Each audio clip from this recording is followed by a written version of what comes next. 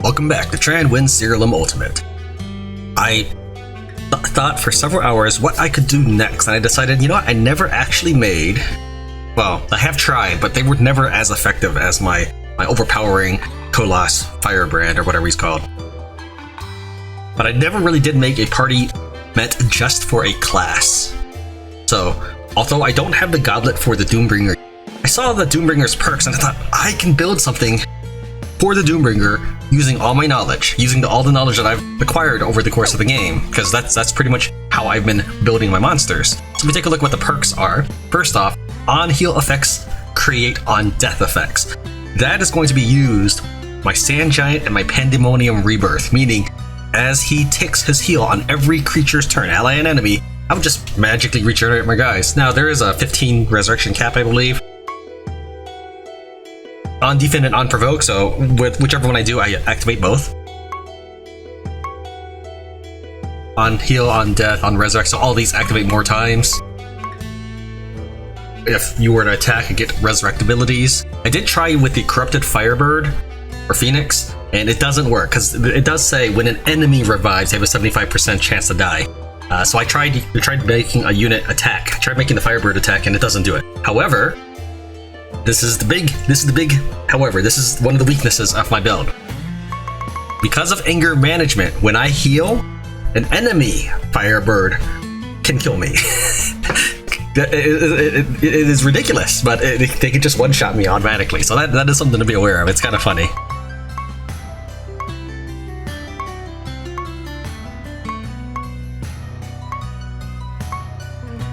And I get 2 more triggers on my buff or defend provoke abilities. So those are the things about Doombringer that I think, like, this is how I'd play the game. I can make a build around this. So I have used everything I've learned up to this point to make a time traveling indirect damage build that does of course feature enough direct damage, I think, to lay waste to somebody that is resistant to indirect. All right, so here we go. To begin with, we're gonna take our Chaos Mimic. Always gotta start with a Mimic, because whoever controls time controls the world. No, okay, anyways. And then we're gonna combine that with my Succubus Spirit. Here it is. Alright, so what this results in is a creature that literally uses both of its traits to control the timeline. Whenever my creature is healed, they get a 30% chance to move to the top of the timeline.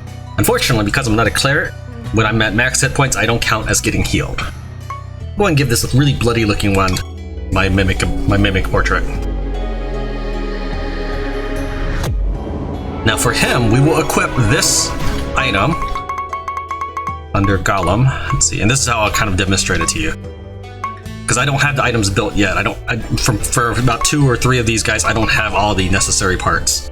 I have 2 Regal Cogs, so I can make, at the start of this creature's turn, your creatures recover 25% health. So when this Mimic takes his turn, he has a 25%, or everybody heals, and he has a 30% chance for each person to jump to the top of the timeline. Alright, so he'll go first, and then may lift everybody up. So this is like the Tanukruk, again, on steroids. Because I'm not killing my guys, I'm just healing my guys, and that's doing the similar item. So this is, again, taking everything I know. Instead of having like one broken guy, I wanted to see if I could make 6 broken guys. Alright, so the next step, I'm going to fuse my Nyx Informer. I love Nyx Informers. I know it's only 1 turn of silence, but silence is golden. Alright, and I had a choice between Phase Knight and Bioslime. I chose the Phase Knight because the Phase Knight has better stats. I don't like these colors too much. Alright, I guess we'll go with this one. Well, actually, this doesn't look too bad. Nah, I'll go with this one. I had a choice between the Phase Knight and the Bioslime. The Phase Knight does have more attribute points overall, and has more intelligence as well. So most of my stuff will be intelligence based, because I will have a very powerful attacker in my army. At least I think he is. So I tried several different builds with this. Supersonic, basically meaning that enemy is silenced at the beginning of the battle, and Endurance Aura to give me some protection. I tried a few different things. For example, I tried combining the Nyx Informer with my Dryad Warden, because a later monster that I will create will give me buffs. So I thought, okay, I will have the Dryad Warden and the Seductress. The Seductress will get all those buffs and then use the Warden to spread those buffs. Well, first off, I don't actually need the buffs. I don't think it's not going to really help my indirect damage build. Secondly, given how many times my monster will attack, it doesn't really transfer the buffs too well because he's limited to attack 15 times and then it caps. Then he's limited to 15 buffs, then it caps. And let's say he gets proficient and maybe he triggers proficient 8 times or something. Whatever it is, the Seductress doesn't actually make the best use of her 15 allocations of getting buffs. So she may average about three buffs, whereas my attacker will get maybe 8 buffs. So this wasn't really worth it. So in the end, I decided Phase Knight and Bioslime. The Bioslime is just an insurance. It's just something to help keep me safe. If I can find it. Bioslime. After this creature is resurrected, your other creatures are resurrected as well. I'm going to throw Pandemonium Rebirth in here, of course. And so this will help me avoid team wipes. Alright, that was my second creature. The third creature is going to be my Doomsday Spectre, combined with my Chaos Crypt. Right here. A lot of good choices here. With this, I guess we'll get this blood red one.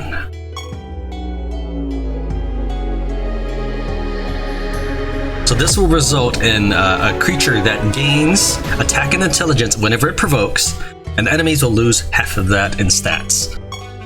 Now, what I also plan on adding to this monster is the Bastion as well. So the enemy will also lose defense and speed on top of that. So they'll lose roughly 17% of my defense and speed for that Spectre. Now, I know that by itself is not game breaking, but you keep in mind that as a Doombringer, I will be provoking 3 times around, essentially. And so my team will be getting super strong. I actually did try combining the white instead. This is why I eventually settled on the fortresses. I actually did try combining the white instead. Let's see here.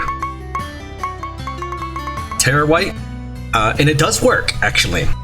Because Rebirth triggers because it thinks my characters have died, my white is just spamming with growth and he becomes phenomenally strong. But I thought, oh, one guy's strong, it's not quite broken enough. Yes, he's mega broken, but I can make any team with one mega broken person.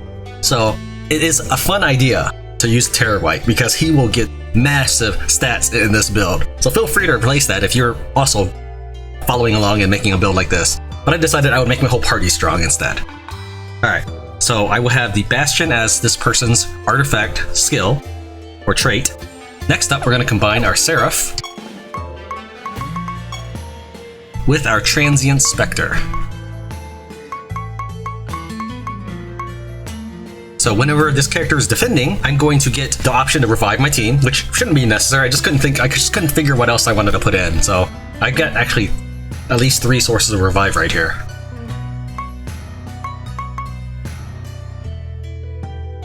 I guess we'll go with this one. It looks very much like the original, but the sword is different, and there's a little bit of highlights in the robe. So now the enemy will lose additional speed and defense. For their artifact, they're going to have the Citadel. Once I level this up enough to, where is it? Here it is. Once I leveled it up enough to C rank, so I can start summoning a Divination Candle, and then bringing it to S rank. I had to farm Gunfurion to get them to favor level 25 before I could unlock the Citadel. Alright, also, every single artifact, trait, or skill that I'm selecting is one that I could afford to lose if I were to wander into it, if I was to maybe be disarmed as a debuff. This next one is actually a really cool concept.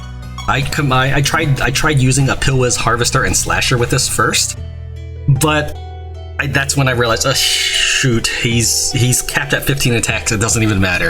But it is a really fun idea. We're going to take the Carver Sadist, and we're going to combine them with the Witch Masochist, or the Masochist Witch.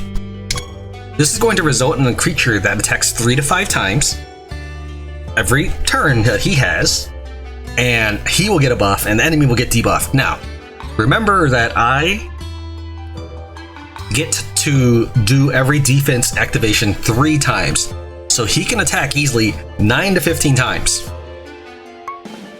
So, let's see here. I guess this green one.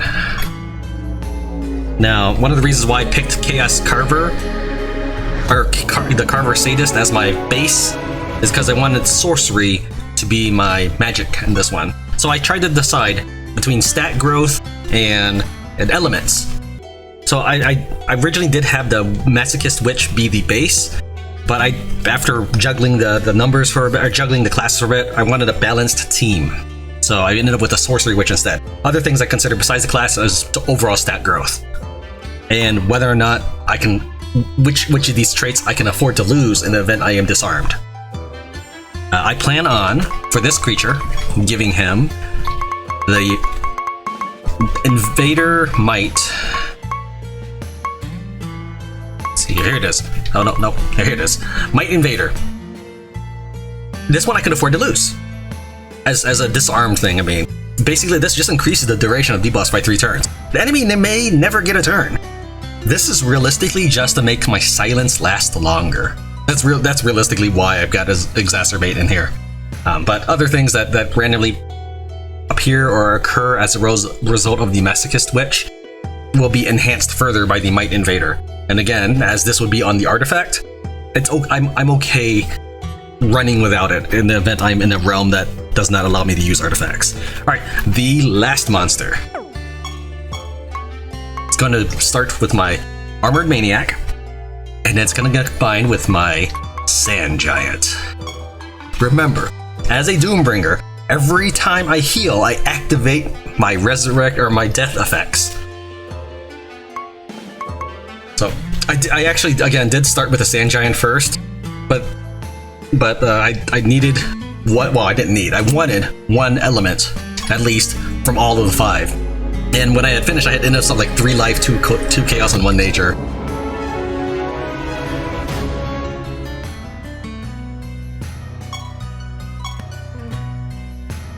So you can see here that I have 2 sorcery creatures, and then 1 life, 1 chaos, 1 death, and 1 nature. So I've got everybody. I've got Captain Planet here. As for the element they're going to use, let's see, is it under materials? Yeah, it is. It's going to be the Pandemonium Rebirth. And the reason I'm not going to the Bestiary for this is I don't think it's specifically a Bestiary trait, because these drop from the Pandemonium King and Queen. One of these. There it is. Pandemonium Bead. After this creature dies, your other creatures are resurrected with 100% health. If they're not dead, they recover 50% health. And of course, you can't equip 2 of them. I did try. I wanted to see if maybe like if one was already dead, maybe it would still trigger, which it didn't. I kind of figured it wouldn't, but you gotta at least try. Give me a minute to equip my guys, and we'll be right back. So here are our artifacts. First, we have the Royal Decree. This allows my Mimic to have incredible amounts of magic power. He gets 3 extra spell gem slots, more potency. His sense of purpose is regeneration, life healing, and Dark Whispers allows my whole team to get arcane. When he casts a spell, he gets a chance to give arcane to everyone. I haven't quite decided what the spell is going to be for these boots, so they are just called boots for now. This is Secret Recipe, which allows that when the Nyx dies, or when the Nyx is revived, the whole team revives. Now that being said, with Doombringer, as long as the Nyx is just getting health back, should count. Should count for reviving the whole team. So I might want to think about doing something with that with the spell slot. For the shield, I will need Congregation. So when you get to level 35, not only does the trick slot get more expensive, but also the trait slot gets more expensive. So these 2 guys are at level 34. Because this one will drain the enemy based off of the percentage of stats, his 3rd trait or stat slot will be Intelligent Speed. For this one, it's going to be attack and intelligence. And this one, I haven't decided on a spell. I don't think I will use a spell because he's going to be attacking a lot, and I still want the battles to go pretty fast. For this one, I haven't quite decided if I want to do anything for trick slots. I gave him sorcery strength so that way when he's hitting sorcery enemies, he'll do more damage. And Pandemonium Rebirth is our great and wonderful party revival spell. As for the spell slot, I haven't really decided what he should be doing to provoke and get magic. I'm thinking maybe Madness, so that he will provoke and then get hurt by casting it. That actually kind of sounds good. I kind of like that. I just worry it will get him killed, but I don't think it will. Let's go ahead and level up our characters before we leave. Just to the max. There we go. And I like leveling up to the max so that I can continue to raise that max. So we're going to go to floor realm depth 170 at instability 5 and take on Medierra.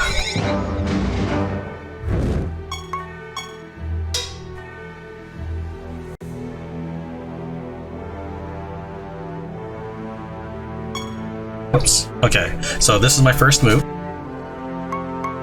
We're going to go ahead and, just for the sake of things, we're going to cast Soul Sacrifice so that my meat bomb on the far right starts regenerating.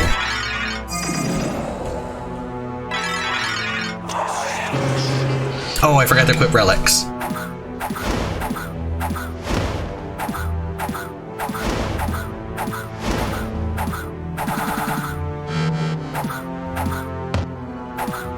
Now, even though none of my characters were dead, I'm getting hit by the Stay Dead ability.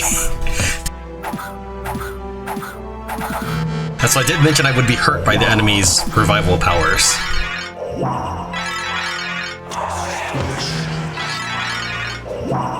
Alright, so I might need to tweak some of the spells a little bit.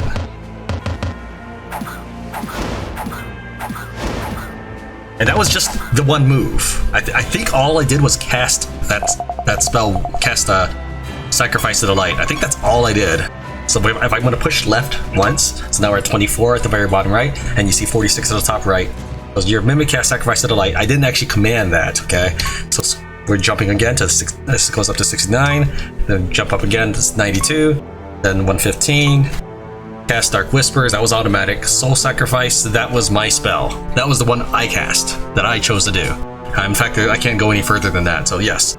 I did this one action, and this entire chain of events took place.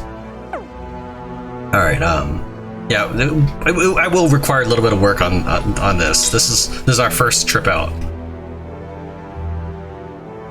So, let's go ahead and cast that again. Soul Sacrifice. We'll get rolling. So now that we kind of know what to expect, it should be a little easier to digest. Right, that he's taking a bunch of damage, probably reflection, I'm assuming. Reflect damage 53%, yeah. But because he's healing, he's doing meat bomb to everybody.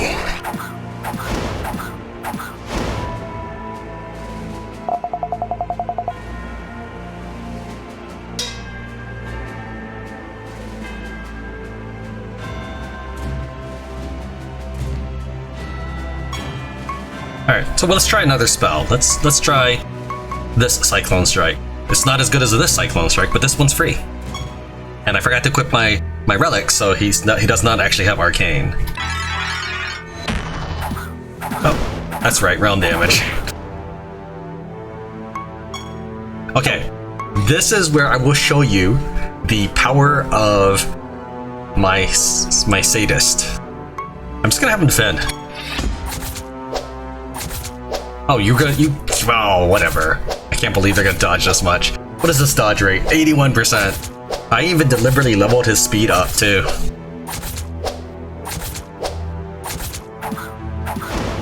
Alright, so that wasn't quite as impressive as I wanted it to be, but that was a lot of attacks. And for every attack that would hit, he would get a buff, and the enemy would get a debuff. Unfortunately, the enemy has high dodge rate in this instability realm. That's one of just random factors there are.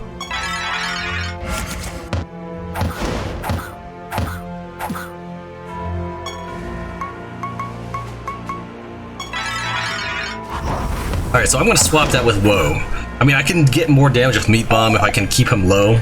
So, for example, if I cast, what is it, Barrier? It's the spell that removes his hit points and gives him Barrier. That would probably make him more useful, but I'd rather him be able to do damage without my help.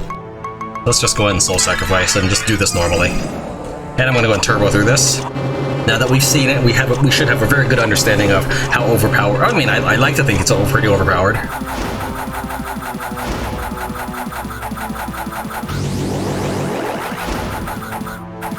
I mean, literally, I get to kill them again before they even move after their spawn.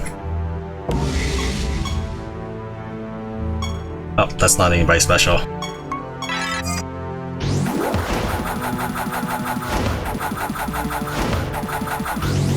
Like, I'm pretty much solving this battle by just casting Soul Sacrifice.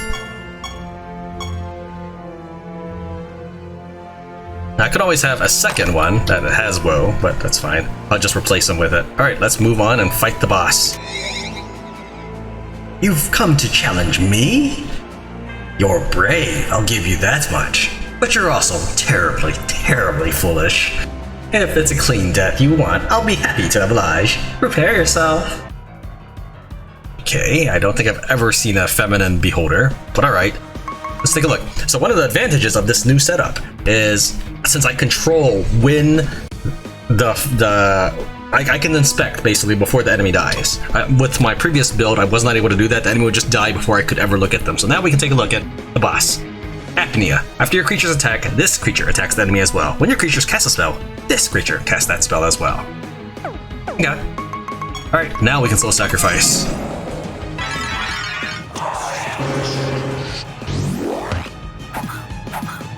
Oh, they survived.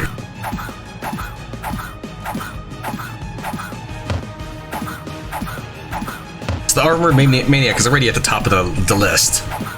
So, when he gets to move is when he gets to do it all over again.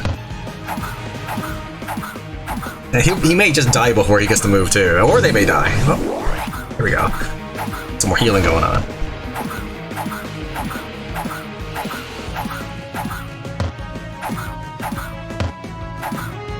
So yeah, if you thought my episode, I think it was 19, if you thought I couldn't make it even more overpowered from episode 19, you were wrong!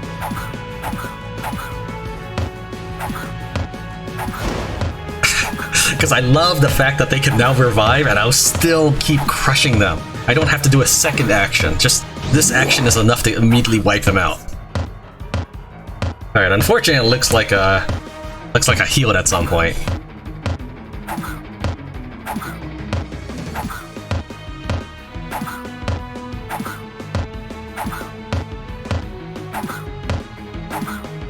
Alright. We can Soul Sacrifice again. Might as well.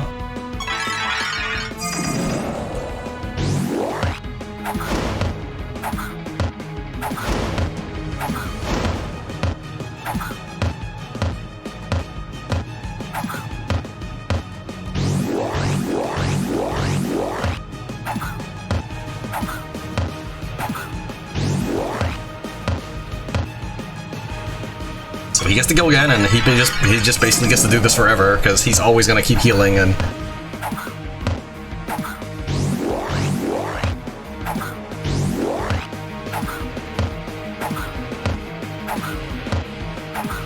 yeah, that probably would be better with Woe. I was tallying up the damage in my head, watching it tick every time, and I was trying to think like, would it compare? And I'm pretty sure I'd be more successful with Woe. I guess you get another move.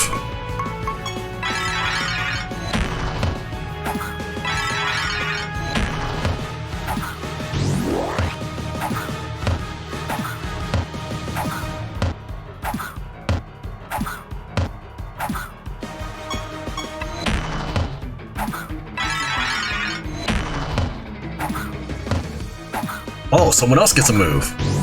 Nope, guess that was just April Fools.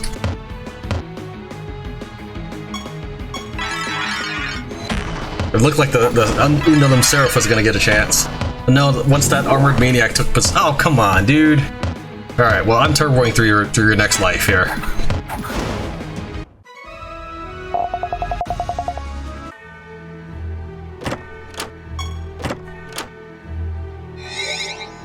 I was studying the battle as it was going on, so I know the battle was a little slow, but this was realistically my first attempt at seeing what was going on, and I can already see some good changes I want to make, so it can still get better.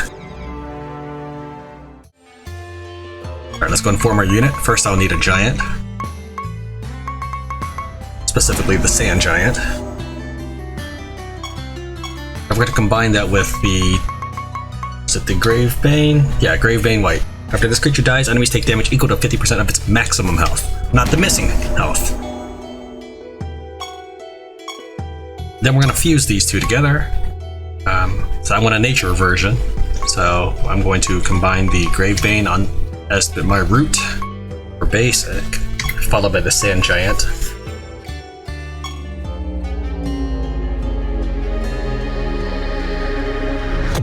This creates a nature-based skeleton. We're going to equip him with his artifact of the, let's see, Doombringer's Crown. And give him his gems, which were Cyclone Strike, Meteor Shower, and Wind Cutter. Before we forget, we're going to go ahead and attune him. Let's see, to Arbiter. Wait, no, not Arbiter. I want Arbiter. There it is. Hanti and Jihi. See here. Actually, I might be able to awaken some with my piety while I'm over here. I want the stat bonuses mostly, so that way I can do the synergy thing once I've finished awakening things.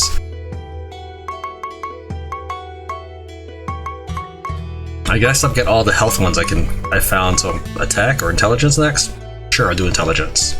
There's one intelligence. Here's another intelligence. Then next we'll do attack. So I'll do Pharaoh and Winter Maw or Dusk and Dawn.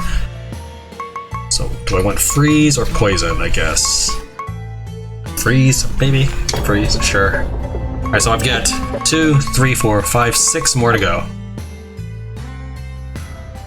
Let me double check everything.